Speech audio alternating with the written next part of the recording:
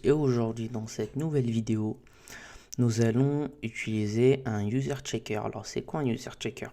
Donc juste avant de vous expliquer, on va poser la problématique. Nous quand on fait une inscription aujourd'hui sur notre blog, donc on s'inscrit, on reçoit un email pour dire que pour confirmer en fait l'utilisateur. Et en fait tant qu'il n'a pas confirmé son adresse email, il ne pourra pas se connecter. Alors qu'aujourd'hui, qu'il confirme ou il ne confirme pas son adresse email, on peut quand même se connecter. Hop. Donc je vais essayer de créer un autre compte. On va mettre par exemple admin 10 1 2 3 4. Hop. Donc oui, c'est normal. Je vais démarrer mon petit serveur de mailing, mail dev. Hop. Voilà. Hop. Donc je relance l'inscription. Donc bon, ça existe déjà, c'est normal. Hop, parce qu'en fait là, dans notre code ici, pourquoi il nous dit qu'il existe déjà? Parce qu'en fait lui, il fait d'abord la persistance. Et comme dans save, on fait un flush, donc après le flush, c'est que la persistance elle a été faite en base de données. Et ensuite, en fait, il envoie le email. Ok. Si on peut regarder dans notre profiler, dans notre historique de profiler. Hop, je crois que c'est ici. Non, normalement, il doit y avoir un email qui part, mais bon, vu que là, il y a une erreur avec ça. Donc, on va réessayer. 1, 2, 3, 4. Avec admin 11@fr. Donc là, voilà, cliquez ici. Donc maintenant, je vais prendre cette adresse email là et essayer de me connecter. Donc c'est toujours le même mot de passe. Hop, je vois ici que je suis connecté, alors que c'est pas normal, puisque si j'ouvre en fait mon éditeur de gestion de base de données, donc ça, moi pour le coup j'utilise PostgreSQL, donc moi j'ai l'utilitaire pgadmin, hop, comme ceci, et que je vais au niveau de ma base de données, alors blog, donc schéma, table, user, on va faire un hello. Donc là, on peut voir que boolean a false. Donc le compte, en plus, on peut voir ici, notre token n'a toujours pas été validé. Donc pour le coup, la personne ne doit pas avoir le droit de se connecter. Ok. Donc pour pallier à ça, Symfony nous met un autre truc, enfin pour notre développement, un user checker. Donc un user checker. Oups. Un user checker nous permet de vérifier en fait avant la connexion, donc pré-auth, et après la connexion des détails d'utilisateur. Par exemple ici on peut voir que si l'utilisateur est effacé, on envoie un petit message d'exception. Donc on est parti, on va aller sur notre petite console et je crois qu'avec le maker bundle, je crois qu'on peut créer un user checker, je ne suis pas sûr. On va vérifier. Hop, hop, hop, hop, hop, hop. Bon, non, mais c'est pas grave. En fait, hop, juste mettre ça sur le côté, voilà. Donc c'est simple, en fait, il faut mettre ça dans le namespace app security. Donc au niveau de ce dossier-là. Hop, security, donc ici. Donc là, je vais créer une nouvelle classe que je vais appeler security. Ah, plutôt c'est user checker.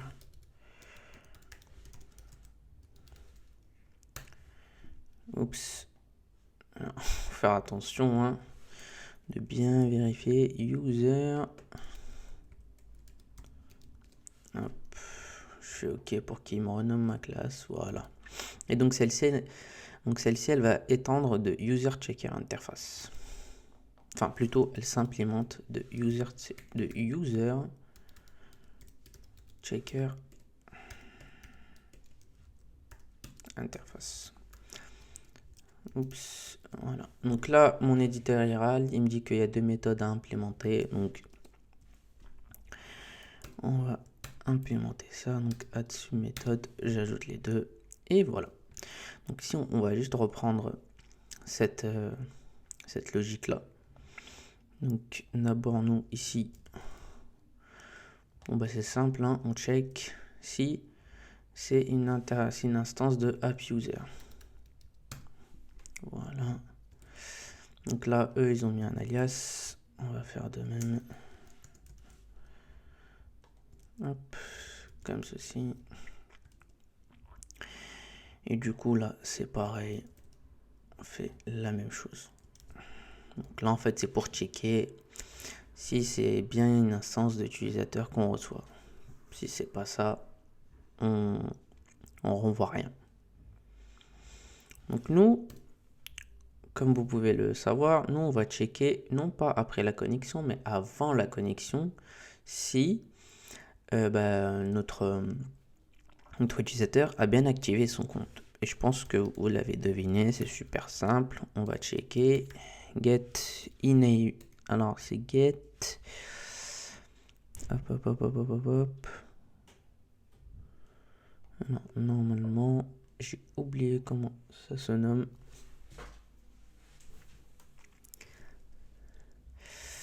Alors ouais, enabled. Du coup, on va prendre le get enabled. En fait, c'est pour voir donc si c'est différent de true. Donc c'est is enabled. Voilà. Hop.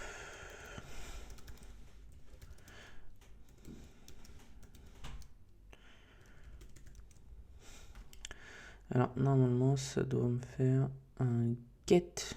Bon, c'est pas grave. Hop, comme ceci.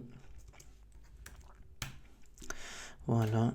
Donc là, je dois faire un différent et je peux par exemple ici envoyer ce message là. On n'oublie pas d'importer namespace. Alors je vais essayer de me connecter.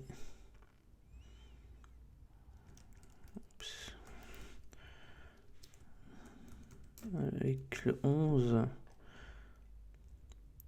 Donc il se connecte. Oui. Alors oui. Mais du coup, normalement, celui-ci doit être à false. Pourquoi il me retourne ça? Hop. Donc je recheck ici. Donc 11 à false.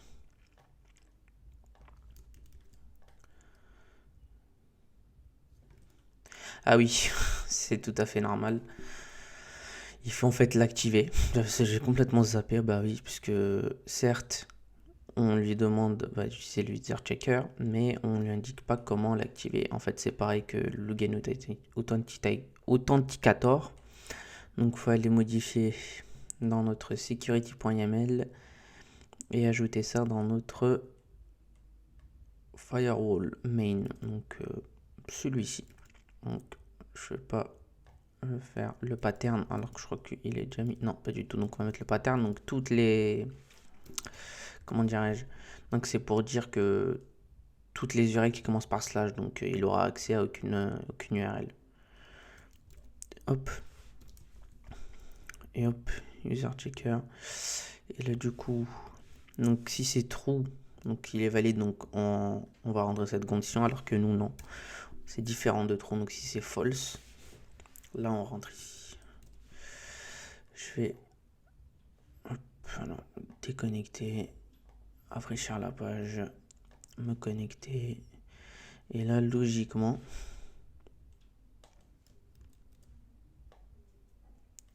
et voilà, nickel. User account no log existe. Donc,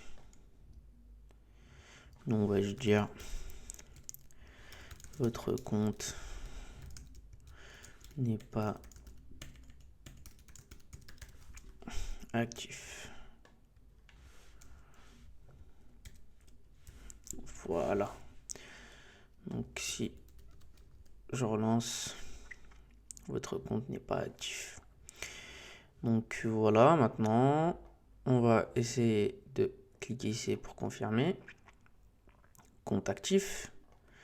Et si je repars me connecter, donc, hop,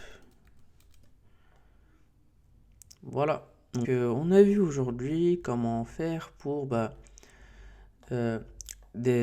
activer notre système de user checker pour nous permettre de vérifier si le compte de notre utilisateur est actif ou non. Donc on va récapituler. Donc créer une classe user checker qu'on implémente de user checker interface. Donc ici, avant la connexion, on va checker si le compte est enabled. Donc là on dit donc s'il est false, donc s'il est différent de true, on rentre dans cette exception là et on affiche votre compte n'est pas actif. On n'oublie pas de l'ajouter dans notre security.ml pour dire à Symfony qu'on utilise un user checker sur ce pattern là. Donc toutes les URL qui commencent par slash devront pas être autorisées pour ça. Donc après aussi on peut pourquoi pas ajouter une exception. Donc c'était tout pour cette vidéo et on se retrouve pour une nouvelle vidéo. Salut!